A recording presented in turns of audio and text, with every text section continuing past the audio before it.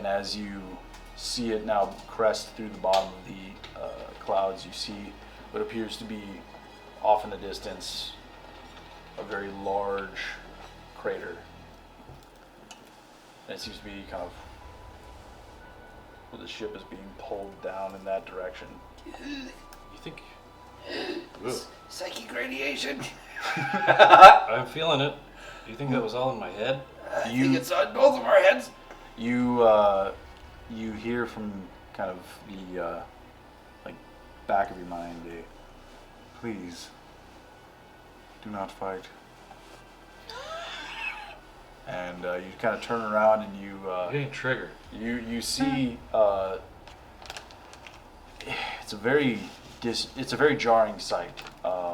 It looks to be a very large brain that seems to be just kind of floating in the air, and below it is a very tiny and very atrophied. Appears to be some sort of body that's attached to it. Whoa! Seeing that, I'm just gonna drop my gun. Like, Yeah. what? As you Hey.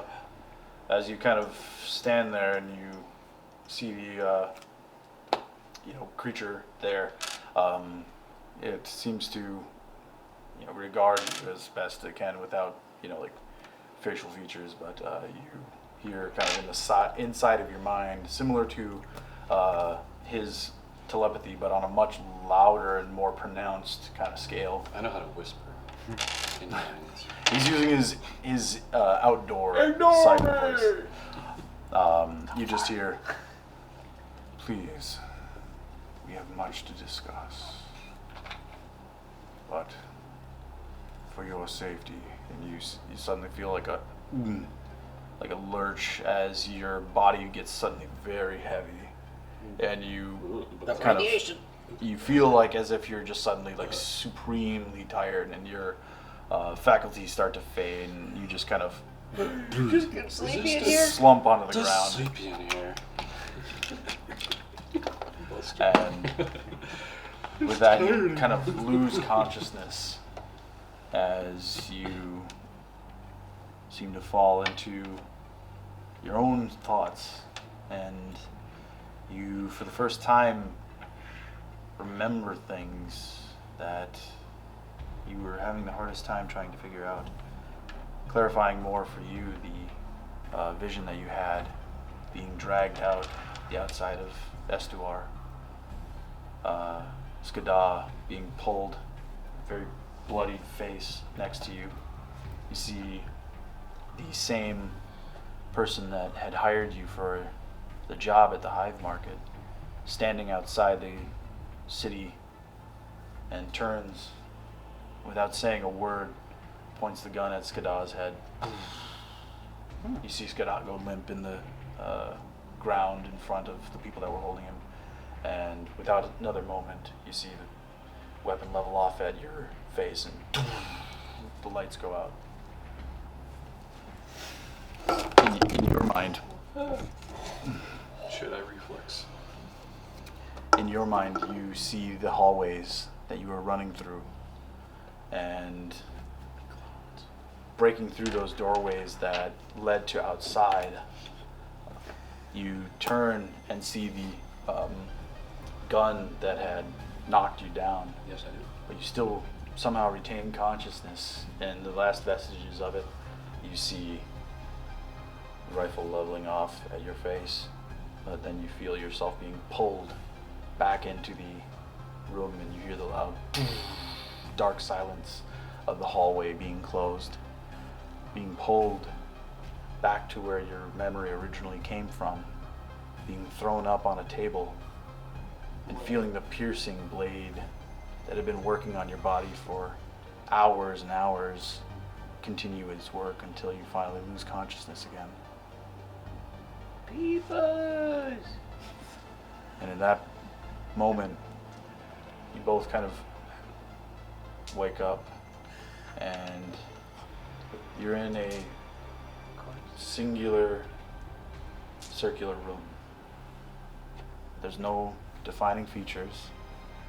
There's just a singular creature in the middle of the room whose similar features that you saw previously are now more clarified. The floating brain with the small vestigial body, just kind of floating about a foot off the ground. Total stature, maybe a foot and a half. Very tiny creature, but for some reason, as you're kind of regaining consciousness, it's just the two of you now. You see that it seems to just some sort of presence that it exudes off of itself that just keeps you from standing up fully. The best you can do is just rising to your knees, and you're groggily being able to just function at the most basic of levels, trying to figure out where you are. And you just hear a very loud, but at the same time kind of comforting voice ring into your mind. Do you truly wish to see that which you do not know? Can I speak?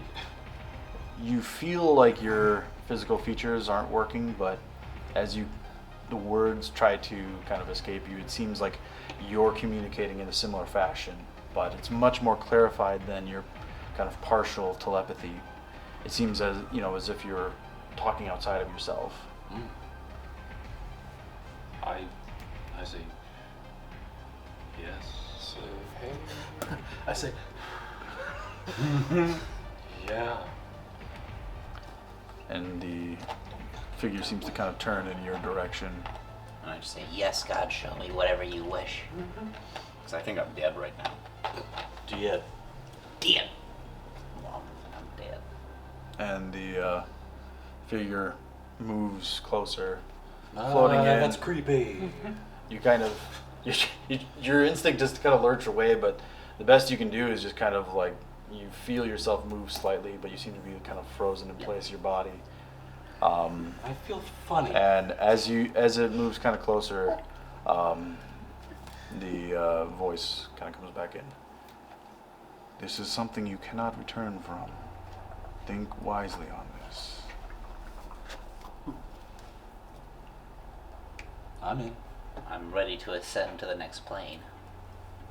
You feel the contemplative kind of in emotion with its little kind of claw hand, which is a little kind of gross and unsettling, but it's not the worst thing. It kind of motions as you guys kind of rise up and kind of get on your feet, and you feel like a very grogginess sort of fade from you, and your senses kind of come back in, and you feel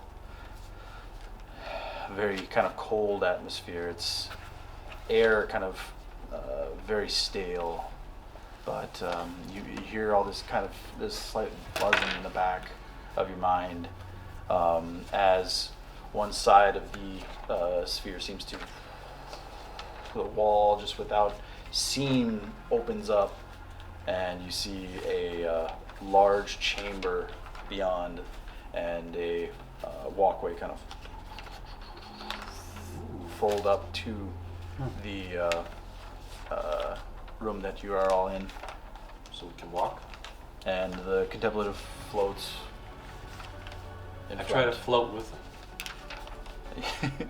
You kind of like have to catch yourself. You're still very kind of It's disoriented. like doing the but- misstep on a stair. And as you're entering into this room, it is pitch black.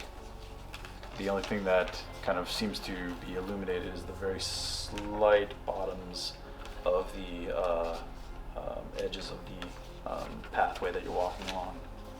And after a while, you seem to be kind of walking. You're not sure where this kind of hallway ends, but eventually you see the contemplative kind of stop moving forward and floats a little bit to the side as if to let you move forward. And as it turns off in the direction that you guys were walking, you see very slowly a light kind of illuminating what appears to be 4 pods. You've seen these before. very first memories that you have waking up, except these ones seem to be covered at the moment. And something tells you to kind of approach, but you're hesitant. You feel like, you're not sure if you want to approach or not, but something kind of wills you to look. As you move forward, you see the pod almost kind of move in a very smooth motion up to you, and all four of them kind of open up, and you see a mirror reflection of all four of you frozen in the pods. You see four more glide in a very kind of staggered vertical position behind. Opens up, another set of four, another set of you. The contemplative kind of floats in, and without saying anything, motions at the palm of one of the ones that looks like Uzix. You see its hand kind of hit the glass, and you see a sigil kind of glowing in the middle of your palm. A little thing, yeah. Yeah, you see what appears to be a V with a kind of cross T built into it, kind of T stretching off to the side, and motions at the other one. Same thing. Yours as well. So I'm looking at mine. And as it motions in your direction, you see, as your hand kind of turns, you see that similar VT crossing in your palm. You see, as it kind of motions similar in like kind of unison, 1, 2, same as you do that, and you see the symbol now kind of illuminating on your hand. Have you seen this, Ted? Looks the same as yours. Wow. Funky. As the contemplative then kind of turns back, kind of in a parting motion, the two sets kind of move away, and you see two much older looking pods kind of slide forward. Lids closed. Lid's closed? The lids, the cover is on. Okay. And the contemplative once more kind of leans in your guys' direction. This is the information you seek, but as I said, you will not be able to come back from it. I'm gonna run over there and try and just force it open. As you do, you see the lid kind of slide open, and you see yourself, but much older, with a very jagged gash. Most likely some sort of traumatic wound where your head is. The case of slide is open for you, and you see a very brutal sight. Your torso torn open, whatever liquids within most likely bled out long ago, but your flesh flayed and seemed at some point tried to pressed back together, little avail, but it seems to be some sort of cryogenic sleep. Do I look dead? It looks about, if anything, you are that you, seems to be very much so. And it Why doesn't would take you a show medical us genius this? to show you that. Clones. Why are you showing me this? They look so old and gross. It's cyclical. It's like poetry. It rhymes. Pottery. Yeah, look at your gash in your head. That looks horrible. Do I have one of those? I can't see myself. I don't see one. You sure? You are not the originals, but you are unique. You are the first to have successfully accepted your existence in whatever faculty that might have been, but Believe me when I say this is not something that I enjoy seeing. You don't enjoy seeing this? This is fascinating. Your existence is false. In every sense of the word, you should not be. Yet here you stand. Your mind. Skadods, or what they look like. The two pods that were brought forward, those are the only two that seem to be different from the other ones, but the other pods look to be same. I mean, they look like they would have if they just walked in the door. Can I examine the pod's make or model or anything like that? You try and kind of touch, like move forward, but like there seems to be like some sort of like barrier that prevents you from getting up to it. So what now? Well, that is for you to decide. Your fate was never meant to be, yet somehow you've proven yourselves worthy of fighting for one. So the question would remain, what do you wish to do with this knowledge? I want to live.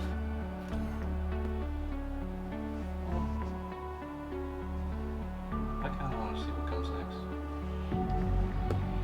Well, I can certainly show you.